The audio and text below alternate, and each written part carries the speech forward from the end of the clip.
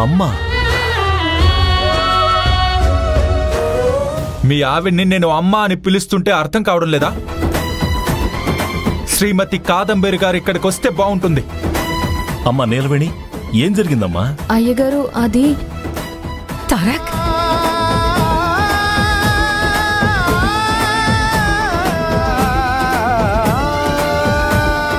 తారక్, నువ్వు నన్ను అమ్మ అని పిలిచావా? అవును, పిలిచాను.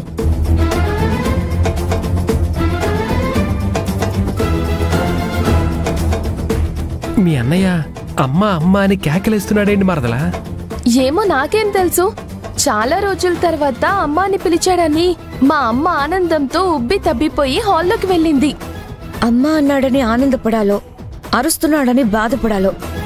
ఇందాక నా మీద అరిచాడు, ఇప్పుడు అమ్మ మీద అరుస్తున్నాడు. ఈ జన్మలో నిన్ను అమ్మ అని పిలవకూడదు అనుకున్నాను. అసలు నీ కళ్ళల్లో కళ్ళు పెట్టి చూడడం కూడా నాకు ఇష్టం లేదు.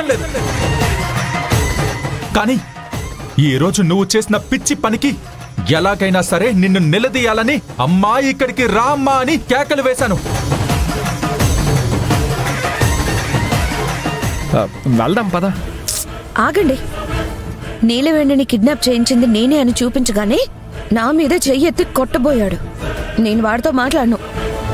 బా, ఇలాంటి సెంటిమెంట్స్ పెట్టుకుంటే ఎలా చెప్పు? ఉమ్మడి కుటుంబం అన్నాక గొడవలు ఉంటాయి.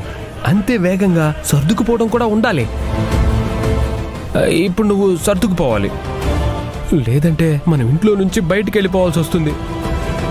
అక్క ఆవేశం చూస్తుంటే బయటికి వెళ్లి బతకడం మేలనుకుంటుందనుకుంటా. అలా ఎందుకు అనుకుంటావు? ఏ మాకు మాత్రం తెలివితేటలు లేవా ఏంటి? అస్సలు వెళ్ళను.